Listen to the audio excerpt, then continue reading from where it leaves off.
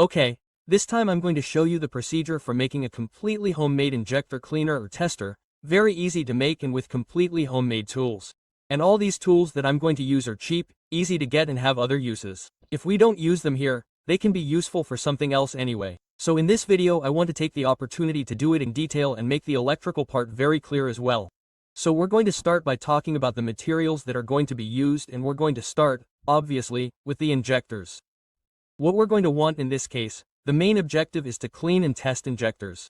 In this case we're going to use this injector as a reference for the procedure. We're also going to use a syringe. We're not going to use a specialized syringe. It could be a kitchen syringe or one of these syringes that are for medicine, I think. They're quite simple. The only thing we're going to use is this part, and we're going to use one that has a diameter similar to the inlet of the injector. As you can see, this is exactly what I'm going to need. We're also going to use other materials. For example, this Teflon tape. We can use the white one or the one for gas. I think this one is for gas, it's yellow. Either one will work. We're also going to use the cleaner. The cleaner that's usually used is carburetor and throttle body cleaner. Practically any brand works. This type of liquid works best for me, since they're quite effective solvents for removing dirt from the injectors. In this case, it's very important that when we go to buy our liquid, it comes with this type of tube, since it's also going to be quite important. We're also going to use something to hold our injector. In this case, I'm using a third hand for soldering, which is this one, but you can also use anything else. It depends on each person's imagination, and this is what we're going to use it for, well, to hold the injector just for convenience. In the electrical part, or before moving on to the electrical part, we can also use some O-rings if we have them. These can be used either to add some additional order here and seal it better if the syringe is too big, or to put them, for example, on this other side to clean it in the opposite direction.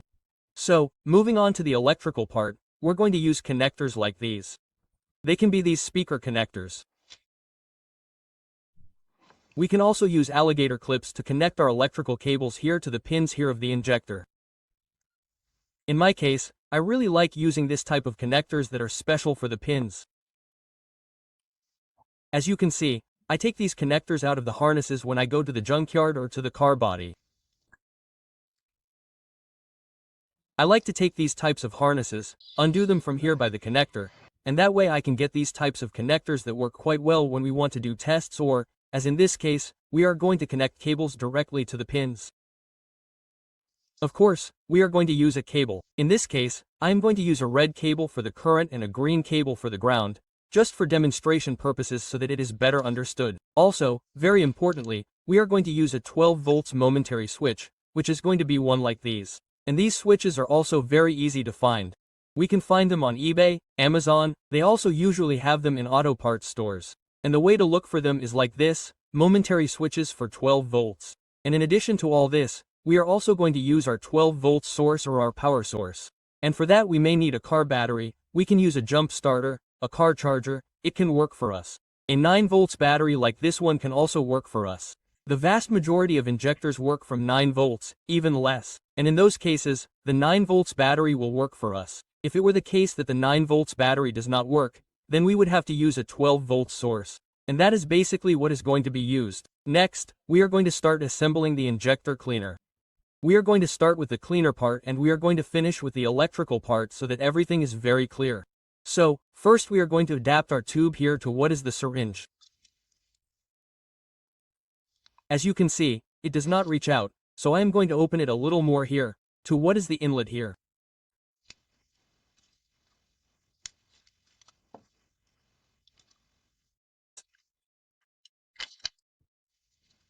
So, to make it hermetically sealed, I'm going to put a little bit of Teflon tape on it.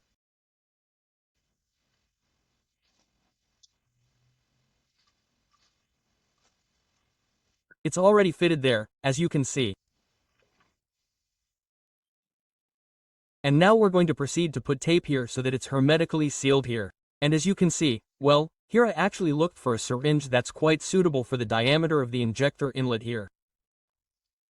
So I'm just going to have to put a little bit of tape on it.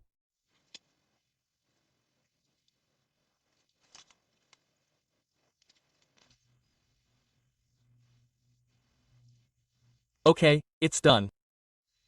You can't see it, it's solid. Let's see if it's enough. If I put the cleaner on and there were pressure leaks, I'd have to put a little more tape on it, both here and here. But for now it seems like everything's fine. So, before continuing, I'm going to connect the cables here to what are the connectors, or in the case of injectors, since they're coils, the coils don't have polarity, so polarity doesn't matter.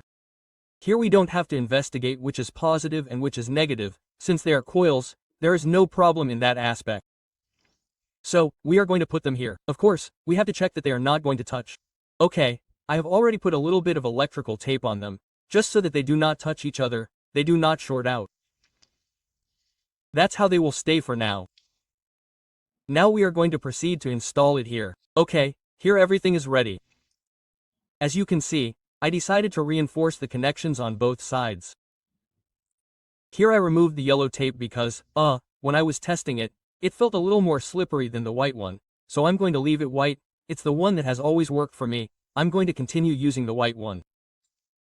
And I also put some zip ties, one here to help hold the injector here and what is the third hand. And I put another zip tie, another plastic strap here to secure the syringe here with the structure of the injector, just as a safety measure so that the connection here is more stable. So, next we are going to proceed with the electrical part. A very important detail and highly recommended is to use glasses, because although this may seem like a toy, at the end of the day we have solvent and we have pressure, so it is not a bad idea to use glasses in case something happens. So, before starting to make our connections, we are going to explain the electrical part. It is actually quite easy. As you can see, here I have a diagram of what the injector circuit is.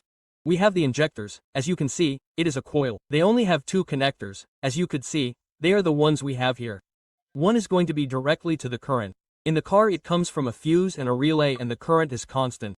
The computer is going to give the injection pulses, and it's going to do it precisely by means of ground cuts, or what are known as injection pulses. So, in this case, we're going to play the role of the computer and we're going to do it precisely with the momentary switch. When we press it, we're going to be generating those ground cuts in a way that's relatively similar to what the computer does.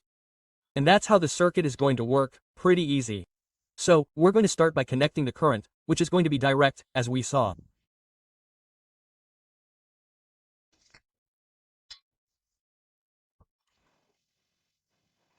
Then we're going to connect it directly to our power source, which is going to be this battery.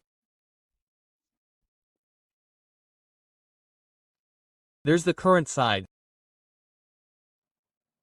Now we're going to do the ground side.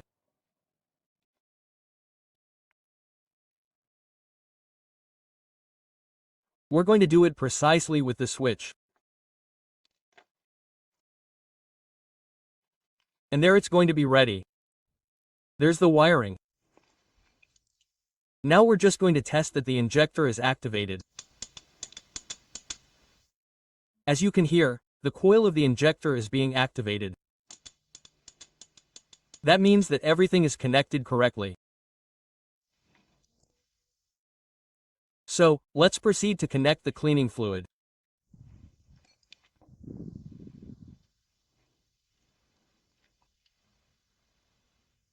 There it is. Let's check that everything is connected properly. I repeat, it's very important to use goggles. Okay, now let's see if it worked. As you can see, there's the fluid under pressure. Now we're just going to activate our momentary switch. And as you can see, there it is.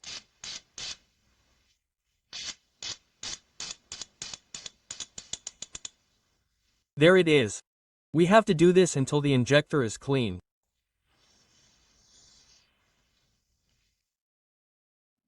A dirty injector won't have the spray cone like this one. This one is already clean.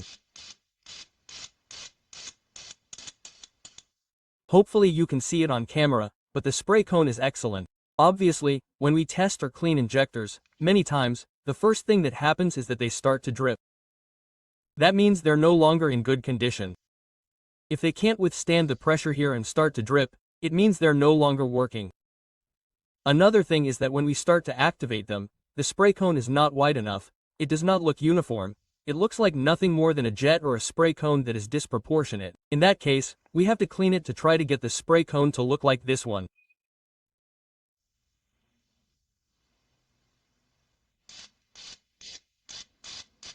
That's how it has to look. Some injectors will require this procedure, but the other way around, so that the dirt comes out in case they are very dirty. But basically that's what is done. As I mentioned and as you could see, this injector cleaner is quite easy to do and has quite good results. The only detail is that we have to remove the injectors to then test them and clean them here. And that's it. Now, I'm going to leave it here. Thanks for all the support. Thanks for watching the video. Don't forget to subscribe, like the video and activate notifications, as we will continue to upload even more varied videos about automotive mechanics. And that's it. Thank you very much and see you next time.